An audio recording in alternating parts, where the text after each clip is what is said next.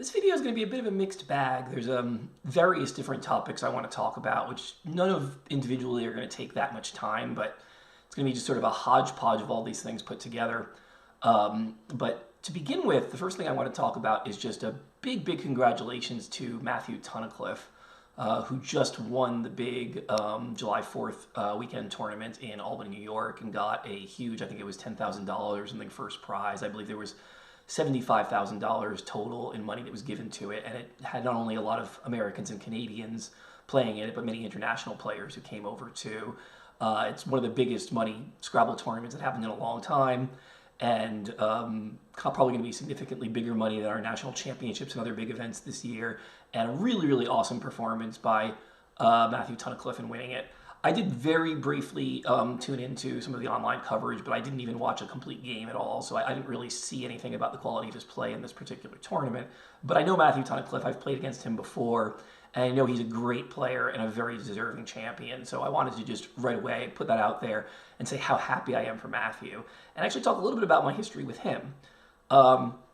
Because the last Scrabble tournament I ever played in under NASPA was this Kingston tournament in March 2022, which I actually wrote about in some detail in my interactions with Will Anderson there in my latest blog post, The Gaslighting. But one thing that didn't come up in that post, The Gaslighting, is that the tournament I was playing in was a match format where we played a whole series of games that was a best of certain number of games match against different players.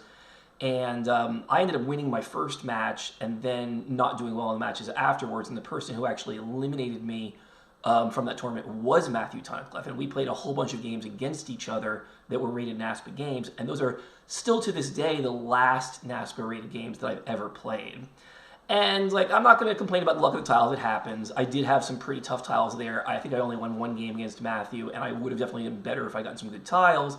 I did make a couple mistakes in there, but overall the quality of my play was not bad. But the main reason I lost was none of those factors. Just that Matthew was a really good player, and he took advantage of the situations and played excellent Scrabble against me. I don't think he's a substantially stronger player than I am. I think we're probably pretty close in strength, but at that particular time in that match, he did outplay me, and he did deservingly win. And I was very impressed by his play, and we had a very earnest conversation about that. And Matthew and I are friends. We got along very well. And even more than that, I was actually staying with friends in Ottawa. I had flown into Ottawa and stayed with them for a couple days before that tournament and after that tournament, which is where Matthew lives. And I had taken a train from Ottawa to Kingston on the way there. But Matthew was nice enough after the tournament, because he had his car with him and had driven from Ottawa, where he also lives, to actually drive me back from that tournament to Ottawa. So in fact, my last in-person interactions with a North American Scrabble player, since I didn't play any more North American Scrabble players, really were in that long car ride we took from Kingston back to Ottawa. And we got along really, really well in that. And I want to think about the timing of this here. This is in late March 2022, and this is literally just about a month before I started getting all these accusations from the Clinchys and Lola and these Scrabble organizations trying to get me banned, and I had zero idea that was coming. I was completely blindsided by it. But one thing I think I've already made clear in a lot of my writings, and you can get, maybe if I haven't said explicitly reading between the lines, is that there had already been a ton of emotional damage done to me by the bullying behavior of the Clinchys and by so many people in their cadre of friends who had been treating me in shitty ways behind the scenes. And it had been very obvious to me for a long time that people were gossiping about me and saying horrible things, but I didn't even know what. And in a lot of ways, despite how horrible the written accusations were, in some ways it was less bad than the previous situation where I knew people were saying horrible things, but I couldn't get any access to what it was they were actually saying about me. And I didn't talk about this in all that direct ways with Matthew, but I also don't remember all the exact details of the conversation I had with Matthew, but I do know that Matthew, like many other Scrabble players, was vaguely aware that there had been a lot of gossip and bullying and sort of nasty behavior, nasty group dynamics toward me over the course of the last several years. And we did touch on that in our conversations in some way. And I don't remember that we even came to any conclusions or made any sort of great strides in dealing with that. But it was very clear to me that Matthew was a bit fed up with a lot of this very cliquish and dickish behavior and bullying nature of some of the Scrabble players, and knew that I was a nice guy and got along well with me, and was very much sort of supportive of me, just playing Scrabble and enjoying it and all that, and not having to deal with all this bullshit. So I'm really, really happy that a guy who is so classy, who was so nice to give me a car ride, that was a several-hour trip from Kingston back to Ontario, or back to Ottawa, and also just a great Scrabble player, won this tournament. In my opinion, there couldn't be a more deserving champion. Matthew's a great guy. But I also want to be clear that I did put out this last thing, this last post, gaslighting, very directly as a criticism of the WIGPO organization and of, in particular, Will Anderson, who was one of their board members. And I did intentionally put it out in the middle of this July 4th tournament because I think they need to be held responsible for their actions. And they did make a completely unprovoked, premeditated and preemptive attack on me. And I felt the time to draw the greatest attention to that was when people were already looking at them and their event. And I felt that was a necessary thing for advancing my political cause. But I also want to talk about, not just with WIGPO and Will Anderson, but my general behavior and things that I've been saying on social media about this stuff over the last several months since my court case was thrown out, and I have been dealing with very, very difficult emotional circumstances and just intransigent people in Scrabble organizations who continue to abuse me and continue to keep me out. So I explained a lot of this very thoroughly in the gaslighting post, but it's not the first time I've talked about this. I've mentioned it in other places too, in social media posts and other places, but I feel like that gaslighting post is the place where I most spelled it out, that there was a really, really long period of time, about 6 years, where I was a completely classy individual. Like, you can correctly say that I was said some unkind things in my communications to Jennifer in advance of the 2017 New Orleans tournament. That is what sort of started this whole thing in the first place, that got her and Evans's hackles raised. And I did have some guilt there, and I was very much in favor of taking accountability for that by publishing all the words that I said to her in my first blog post, literally the very first one, The Crucible, and in sort of just laying bare, sort of open kimono defense of these are the things I said. And then later in the second post, the fallout, I even included the text of the exact apology that I gave for that particular behavior. But I want to be clear about a number of things. For one thing, is that I wasn't at my best in that circumstance. There were a lot of extenuating circumstances in terms of very hard emotional things I was going through in my family and personal life. And there were a lot of extenuating circumstances in terms of what Jennifer was going through in her personal life, in terms of why she may not have reacted best either. And I tried to give a really fair telling of that story about everyone. None of us were at our emotional best in that late 2016, early 2017 time leading up to that tournament. At the same time, I got a lot of criticisms from the very beginning about me sort of violating privacy and bringing these things out. And I decided that the best way to handle all of that at the time in the comments on my Facebook posts was, when people criticized me on those grounds, not to argue with them, just to heart their posts and be kind to them and let them continue to have their wrong point of views. But I want to be very, very clear that I never once believed that I was committing any sort of privacy violation by anything I posted on the blog, not even those very two first posts. And I believed that all arguments against me that I was committing a privacy violation were absolutely full of shit.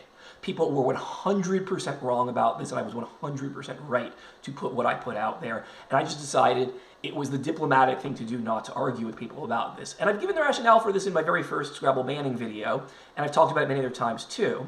The fact is that even though these people hadn't started a political campaign to get me overtly banned from Scrabble yet, they were disparaging me specifically for political gains. They were disparaging me and taking our personal issues and saying things, even if I didn't have the exact wording of what they were saying, to help them create this Scrabble community in the Pacific Northwest, first that were NASPA tournaments, then eventually that became CoCo tournaments, where they could create this sub-universe of Scrabble that I was not allowed to be in and unlevel the playing field. They were taking our personal issues, refusing to talk about them with me and clear the air and actually make things better between us, and instead make it a political issue to reshape the world of Scrabble politics and Scrabble tournaments. So I always have had moral license to speak up about this stuff, because it is in the best interest of the Scrabble community, it is politically relevant, and they have been, since 2017, trying to make themselves political leaders and tournament directors in the community long before they started their independent CoCo organization. And I've always been in the right about speaking up about this stuff. So quite simply, if you're going to tell me that I violated their privacy, I know a lot of people were persuaded by this, and a lot of people who were very earnest, even years later, were telling me how upset they were at me because of the way I violated their privacy. I will say, you are simply wrong, and you have allowed their lies, their justifications, their attempts to use privacy to hide their bad behavior, to fool you into an incorrect and immoral worldview in which you are victim blaming, in which you are saying that I am doing the wrong thing when I did absolutely the right thing about speaking up in the ways in which these people did political wrongdoing to me, not just personal wrongdoing to me. And I will always stand by that for the rest of my life. You can say I did some mistakes in terms of those initial email communications, which ended 8 days before the 2017 New Orleans tournament, but I made zero mistakes in terms of violating anyone's privacy in anything I posted on the blog. Not only that, but I was very careful in what I posted in the blog, even though I had to get into people's private lives, even though I had to get into private communications in some ways, in order to make sure that I only gave the communications and stories that were politically relevant to understanding the context of their violations against me and against the Scrabble community that did actually have bearing on what was in the public interest of Scrabble organizations. And in fact, there are a number of personal stories about Jennifer, which in my opinion show much more strongly that she is a horrible narcissist and a much more dishonest person than I've shown, that I have intentionally not included in any of these public communications because I deemed them to be too far afield of what was politically relevant to Scrabble. I could say the same thing about Evans to a smaller extent, but there's actually a lot of ways in which I've written these stories and actually been more charitable to them than they deserve and made them look better than I believe they actually objectively are in real life. Furthermore, I put things out about myself that actually made myself look worse in certain ways. For instance, in that first post, I mentioned this phrase that John Chu picked on later and tried to use as an explanation for why NASPA banned me. Now, he didn't even do it in the initial time I sent the appeal. He did it like a year later when he'd been holding back and was only sort of eventually forced to write something in the appeal about sort of negative thoughts I had about Jennifer silently in my head while I was sitting across the board from her. How I've been trying to speak up just to smooth things over and everybody's acting like I'm the bad guy because of it. And now I'm realizing if I just stay silent, it's actually going to hurt her feelings more. It's actually going to make things worse for her. There was no need for me to say that. It actually had no bearing on what my actions had been up to that point. That was actually a sort of change in perspective in that moment for me. And a lot of people were upset that I brought it up. And you might say that, why did I even say that when it wasn't a necessary thing to say if the only thing it got people to hate me more? And I'll tell you exactly why I said it. It's because if I painted myself in a really good way morally and painted them in a really bad way morally, people would have been less likely to believe the objective truth of my story. They would have thought I was exaggerating or distorting details in some way, shape, or form. And what was much more important to me than whether people liked or disliked me or the Clinchys was that people believed everything I said. And I figured being willing to put out words that actually make me look bad and being willing to hold back putting words out there that made them look bad should make clear that I'm a really, really honest person. I'm telling the entire truth about the story in terms of its political relevance, and I do not want to distort anything in any way that makes them look worse or makes me look better than I deserve. And in fact, I'll even go the opposite way of making me look worse than I deserve and making them look better than they deserve, because that's how much integrity I have. That's how honest I am. And I want people to have zero doubt about this. And to mention this, I want to tell you something that actually came up in the last several years. I've already made a decision about this, and I'll put the text of it in the description of this video. I decided a long time ago what I want on my tombstone. And I want these exact words verbatim on my tombstone when I die. Word warrior of impeccable integrity. Everyone who fucked with him came out of it worse than he did. I'll say that one more time. Word warrior of impeccable integrity. Everyone who fucked with him came out of it worse than he did.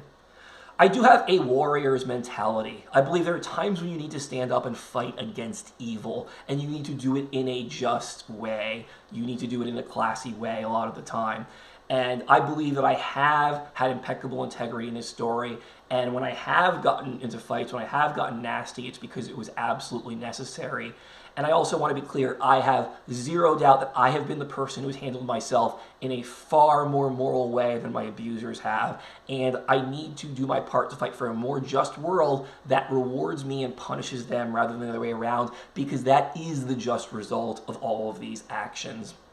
So when I say everyone who fucked with him came out of it worse than he did, there's actually two different ways of interpreting that. One is that you all should want good results for me. If I actually do get justice, if I actually am able to get my life to a happier place, to a place of happiness, of connectivity to my society, of being able to play Scrabble again, of hopefully winning a world championship, of getting my career or income back on track, then I'm all in favor of other people getting good results too, even if they are a little lower in the pecking order than me, because I am a really smart guy who, with unfettered access to a career and to Scrabble and all that, I think is actually going to outdo them a bit.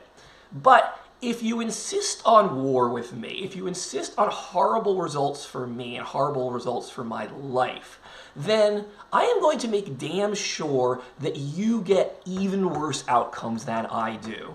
Quite simply, these people's behavior has been so disgusting that I need to do my part in a just world to make sure that if I can't repair my life and situation, that if I do have to have bad outcomes, then it is a war of attrition, and you all will come out of it even worse than I do. And when I say you all, I don't just mean the Clinchys.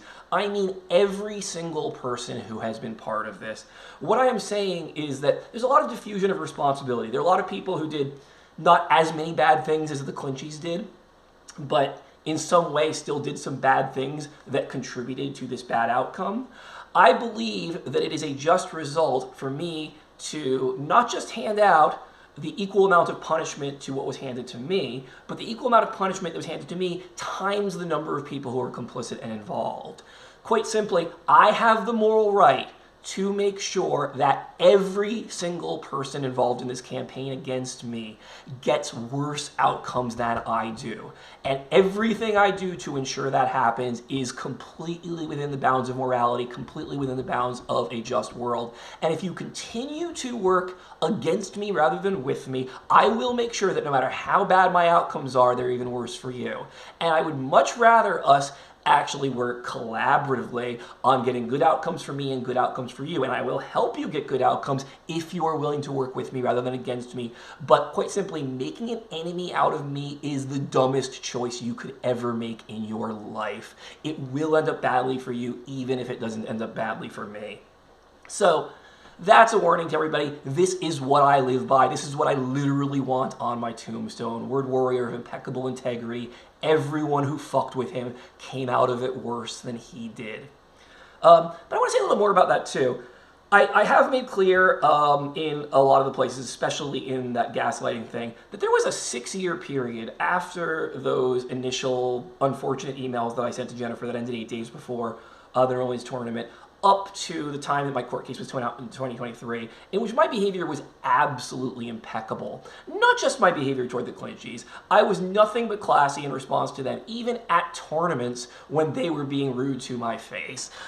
In the very limited amount of communication I had with them, I was nothing but classy. I was nothing but classy to the rest of the Scrabble world, and in fact, for most years, I didn't even tell anyone in the Scrabble world what was going on. I was just taking all this abuse in a Christ-like way and letting it drip off my back, and the few times that I talked privately about it to people like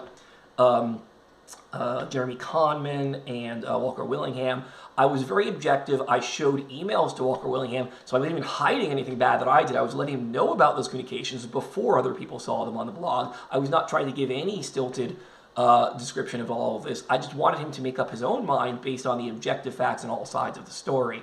So there's literally nothing to criticize me for other than those couple of initial emails and text messages that ended more than a week before the New tournament, up until the time that my court case was thrown out. And in fact, I got into a very upsetting conversation much later with former WESPA president Elie Dangoor, in which he criticized me, not only for a very stilted idea of what happened at the 2017 New Orleans tournament that was to me quite obviously stilted by conversation he had with Chris Lipe, that Chris Lipe was whispering falsehoods in his ear to get him to get a wrong moral take on this. But the other thing that Elie Dangoor was actually criticizing me, the only other thing he was criticizing me for, other than that behavior related to the 2017 New Orleans tournament, was the fact that I was suing other people in the Scrabble community and putting stuff up on the blog. And that is a completely ridiculous take. I was a massive victim here. At the time we were having this conversation, it was already the case that my court case had gotten thrown out, or I had been starting to speak up about at least the first couple posts, the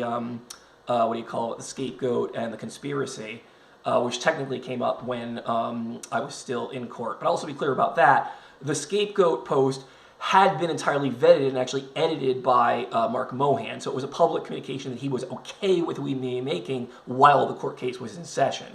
And even though I put out the conspiracy on my own when I was representing myself pro se, literally nothing was in the conspiracy other than stuff that I already had intended to submit for evidence, that I had given to Mark to submit to evidence and I thought was in evidence. There were pieces of it that had not been part of evidence yet because of Mark Mohan's mistakes, but as soon as I discovered that, I immediately went and submitted that stuff to evidence. And I'd already handed all of that stuff over to NASPA and WESPA and ABSP long before. So really, there was nothing that came out in the conspiracy that hadn't been in many Scrabble leaders' hands, and I hadn't intended to already have out in the hands of the court in terms of evidence. And there were just some mistakes about who had already gotten that because of Mark's mishandling of evidence and proliferation. But really, it wasn't a bombshell to the people who were in the know. Everything there was just good information. In fact, the exact reason I put everything out there in that was to level the information playing field so that other Scrabble players who were not part of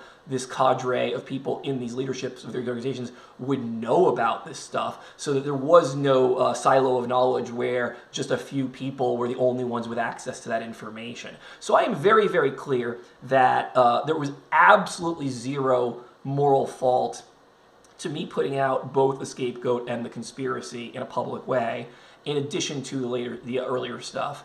And I believe, I could be wrong, I have to go back and check the dates, but the time that I was talking to Elie Dangoor about this, those were the only posts that were on the blog. The two original ones from 2020 and the ones that were just evidence from my case and that had been vetted by my lawyer. So really, everything I had on the blog was done in a completely classy and appropriate way, and me taking these people to court was a completely classy and appropriate response to the ways that they had been defaming my life. But Elliot had his mind warped so much by Chris Lipe whispering in his ear, and honestly, because he is one of those people who has a whole lot of empathy and almost no rationality, is a complete, immoral, gullible sap, that he had a belief that I was somehow in the wrong here, even though I was 100% in the right and handling this the right way, and he was literally criticizing me on the grounds that I posted the blog, that I was taking people to court. So I'm the bad guy for speaking up to defend myself, for doing what was absolutely necessary to protect myself, and that was the only thing Elie could criticize me for. And I tried to speak to him rationally about this. I tried to talk some sense into him, and it was just like talking to a brick wall. He was too stupid, too intransigent to change his mind, to understand that he had been duped by Chris Lipe and that I was the one spitting facts. I was the one who was morally evaluating this stuff correctly. And he is just a testament to how badly propaganda can fool people, how much you can give them just the wrong idea of things. And that initial conversation I had with Elie Dangoor, I was actually very classy. There was no cussing, there was no angriness from me, it was pretty much that. But I did eventually get to a point of telling him, you are putting on moral blinders.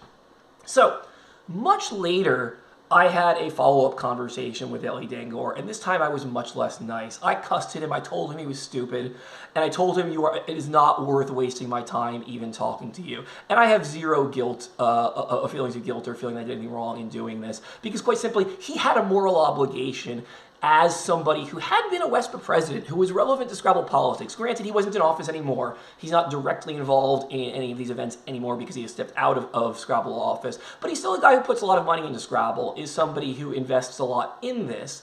And I think it is actually in his interest to know what's going on and to have a correct moral evaluation of this stuff. And the second time that I argued with him, he literally just changed his story and rationale and said that I deserved what happened to me on account of the abuse from the Clinchys and Lipe because of how rude I was, which is ridiculous because yes, I was being rude to him now, but I had never been rude to the Clinchys or Lipe at that point. Maybe I started to become rude to Lipe a little bit later, but my rudeness didn't start until 6 years of complete politeness. And the first time we had a conversation about this, there was no rudeness. So now Elie was taking my rudeness that was happening much, much later, after me handling myself in a classy way for 6 years and still getting abused in all this time, my rudeness way, way after the fact, as rationale for why these people had mistreated me so badly over those last 6 years. Quite simply, Elie was totally full of shit.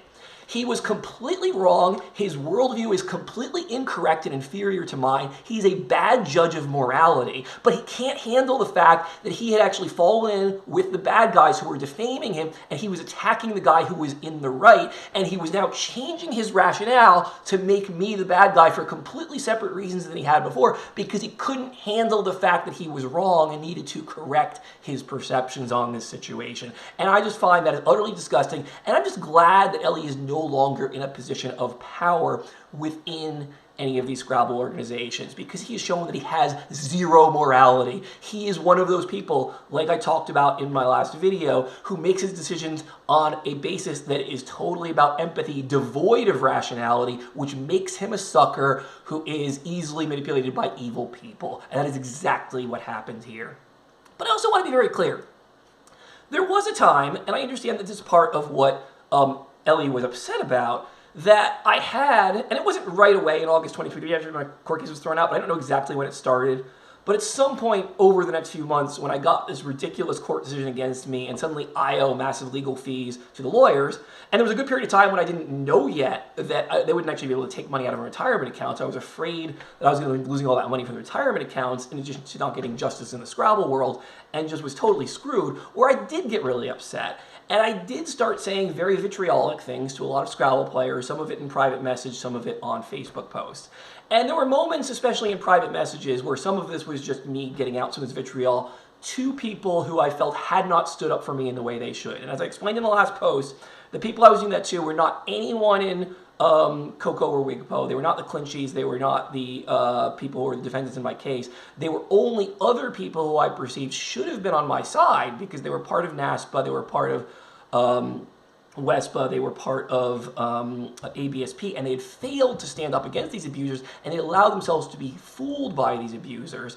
But I also want to be clear that that was true of a few private messages. The public messages that I put out there, when I started attacking especially John Chu and Chris Lipe, but I'll also say Shelley Stevens, because there was a while when she made just absurdly wrong statements about my situation in some public Facebook posts as well.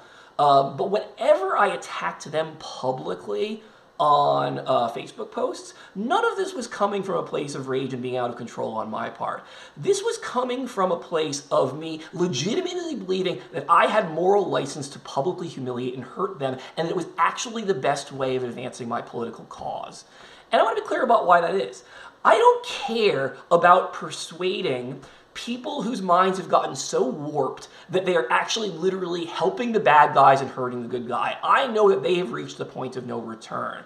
My point is to humiliate and discredit them, and my point is to draw more eyes to the story. And quite simply, when I made a lot of rational posts that just explained what was on the blog, just gave a little synopsis of particular blog posts, I was getting these diminishing returns where each blog post nobody was going looking at. But when I wrote really nasty, emotional sounding things where I cussed a lot, it was actually driving more traffic to my blog. People were more curious to read it because they saw those emotional things. And I saw that it was effective advertising for the blog, effective advertising to get more people to read my story by putting a lot of emotion into these posts. So that is very much why I did this, because I wanted to get more people to read the story. But I will say at the same time, even though I wasn't out of control, and it very much was a by design thing that I wrote a lot of these angry Facebook posts, there still was a root of truth to it that I was really angry at these people for not standing up to me. And I want to really read you a little snippet of a quote of an email I sent to Peggy Feely, who was the director of the last Scrabble tournament I've ever played, or the organizer of it in Berlin, Germany in 2022, about why I spoke up and did this thing in a lot of ways. And I'm going to give a little more context, too, that I've been working with this reporter, Ralph Jones, trying to get him to write a story about my the wrongdoing against me in the Scrabble community for a few years now. We actually started talking in January of 2024, I believe it was. So we're talking a year and a half now. And he's already had a few times where a particular publication has said they were going to post an article about this. And they actually went into a contract with him and then pulled out. I think he still get paid something, so he didn't get completely left out in the cold, which I'm glad for. But it is the case that a number of publications said they were going to publish this and then pulled out and decided it wasn't what they wanted to publish. And one of the reasons why that was because they felt the story was too one-sided because only I was talking to the press and nobody on the other side was. And I understand why nobody was, because they were completely in the wrong. Both the Clinchys and the leaders of the other Scrabble communities were just, had they done bad things, they'd done possibly illegal things, and there was no way they were going to talk to the press so that it came out as one-sided because only one side wanted to talk to the press and wanted the story to be exposed. And it is very much the case that I realized I had to do something to get these people to talk to Ralph Jones to increase the chance of this getting published. So I'm going to read to you now this snippet of this email that I sent to Peggy Feely back in May of this year. It was only after years of repeated abuse and doubling down on wrongdoing and lies, after I kept gentlemanly pointing out the ways I was being wrong, that I finally started yelling and cursing at people on Facebook. Why did I do it? Number one, because the anger has to go somewhere. For way too many years, I was completely polite to my abusers. I only vented about this to close friends. Literally, almost no one in Scrabble knew about the abuse I was going through for years, until I finally spoke up 3.5 years after it started.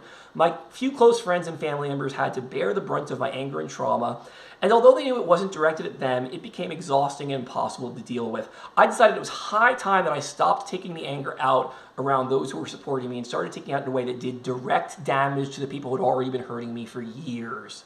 2, because me fighting my fight in a gentlemanly way wasn't working, and starting to speak up in a more inflammatory way did do a better job of getting attention to the abuse, both in driving up traffic to my blog and YouTube videos, and in getting a reporter to write about my story, and in getting people on the other side to start talking, which was what was necessary for the reporter to produce a publishable piece. There are a ton of people in the Scrabble community who would never say a word to the press. I'm not even talking about my accusers, but the other people who abetted them. Because the truth was entirely on my side, there was no excuse for their putrid and possibly illegal behavior. But by giving them some low-hanging fruit of picking on the way I was cussing or ranting angrily on Facebook posts, I baited them into talking to the reporter, who could then ask them the harder questions, hopefully. So I want to let you know, I played you suckers. That is why I cussed. That is why I was angry on the Facebook post, or you thought I was angry. It's because I wanted to get you to talk to the reporter, and you fell for it. And I wanted you guys to keep overreacting in some way. And I will say that Joey Krafchick made an accusation in the comments of one of my YouTube videos that I intentionally phrased things in such a way to Chris Lipe to get him and NASPA and CoCo to overreact, perhaps, in making these lifetime bans of me. And that's not quite true. I want to be careful about that.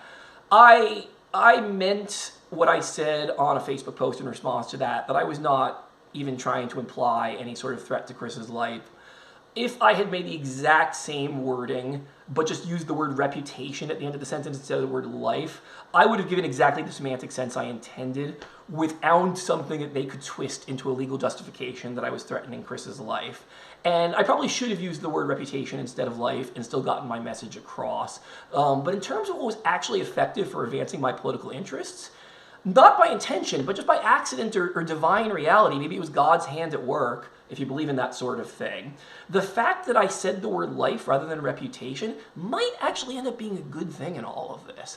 It might have been the thing that was actually necessary to get them to overstep to an even greater degree and go after me in ways that I was able to show afterwards, hey, these are a bunch of jilted lovers who are lying and trying to make it like they're rejecting me when I'm rejecting them. So even though I didn't intend to use the word life there, and it is absolutely true that I was just in too mentally frazzled a place as a result of all this emotional abuse, that my words came out a little worse than they should have, and that there might have been a wiser word choice there. The fact that it actually provoked you into overreacting the way you did is something that I am thankful for. I am thankful that you keep shooting yourselves in the foot and creating a situation where your reputation publicly keeps getting worse and mine keeps getting better because you decide to keep telling lies, keep sticking to your old lies, and I'm just going to keep putting out videos, keep putting out other things to do to make sure that the whole world sees that I am a very classy and rational and calm person, and you are the immoral fuckheads who are continuing to abuse me and stick to your lies. And if anyone has jumped away from rationality and gone off the rails at anger, it is you guys, not me.